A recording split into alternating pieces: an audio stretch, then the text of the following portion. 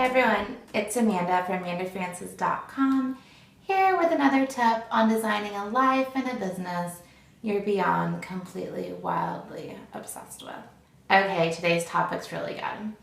You guys know I talk a lot about showing up and taking the leap and going for it before you feel ready and making your life and business happen for yourself. Like showing up, going big, even though you're afraid.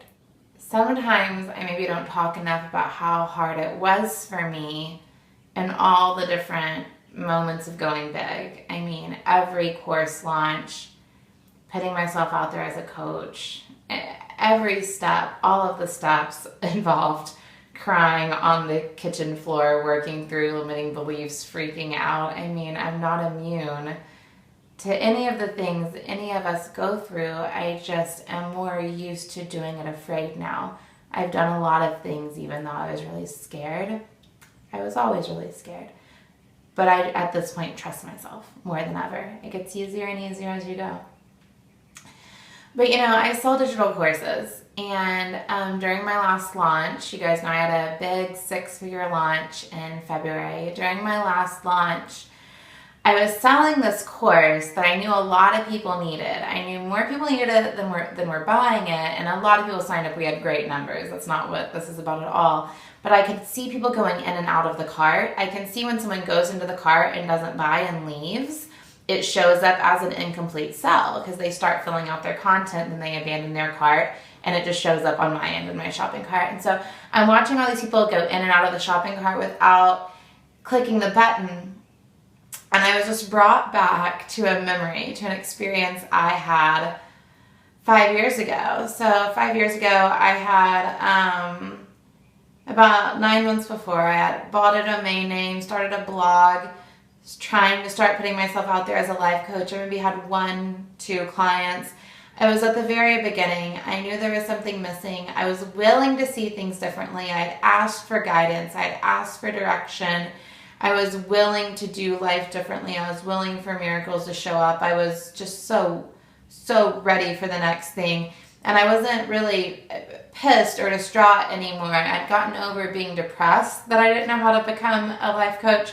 And I had moved into being like hopeful. I had a hopeful anticipation. I was in faith. I had faith that the next thing was coming.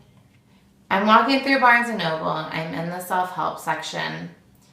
And this book stands out to me. This book with this girl wearing a crazy dress, a crazy sparkly dress, and she's wearing Louboutins. And it obviously stood out for me because I hadn't yet bought any Louboutins at that point in my life. I'm like, who is this blonde girl in this crazy dress? What the fuck is a spirit junkie? So some of you know who I'm talking about. That was Gabby Bernstein's book, the first book of hers I read. And the reason I'm telling this story is because I didn't buy the book that day. I sat down, I read the first chapter of the book. I was very intrigued with some of the concepts right away. And I left Barnes & Noble, and I went back to Barnes & Noble 3 times that week and read one more chapter of the book without buying it. I think something in me knew that if I committed to buying that book, nothing would ever be the same. And nothing has ever been the same. That is one of those moments where my life changed forever. Because I found someone who was doing in the world what I wanted to do, and who empowered others to believe that they could do it too, and who was expanding on principles that I had been playing with, and who was just going to be able to take me to the next level through a book, and then through all kinds of other ways. And you know, today I've been to the Spirit Junkie Masterclass, to level 1 twice and to level 2, and I sell the digital course, and Gabby's work is like a part of my life and a part of my business, and I'm super thankful to know her and call her a friend. Like, I think she's great, obviously. But as I see people jumping in and out of my cart, almost committing and not being sure. I remember not being willing, not being able to buy that fucking book. And my advice would be to give yourself that time, give yourself that moment, go in and out of the cart, act crazy, feel scared, experience those emotions, and then follow your heart. You know, that fearful anticipation of what does this mean, and why am I drawn to this, and why does it scare me, but why am I so attracted to it? Why do I keep going to Barnes & Noble, or why do I keep going into Amanda's cart without buying? Like, that all means something. That's your intuition. That's guidance starting to show up. That is where you're going. That voice that's making you want to pick up that book or almost buy that course or whatever, that voice is going to be your best friend in the world. That voice is going to be the only thing you ever need, right? That is your safe guidance system. That is where your desires speak to you. That is where you know what's next. That is love, right? That right there. So be patient with yourself and learn to follow that voice. And when you get scared, just remember that story. If I hadn't picked up that book, I may not have gotten the balls to start a business.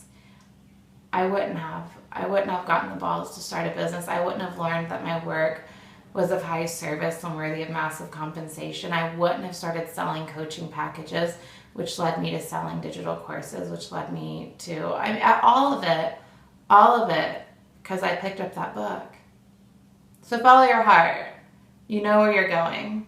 And I believe in you. And I'm proud of you. You're here right now watching this video. You're doing something right. You're taking guidance and you're being led. I love you so much. I'm XO Amanda Frances on all of the social medias. My website is amandafrances.com. Talk soon. Bye.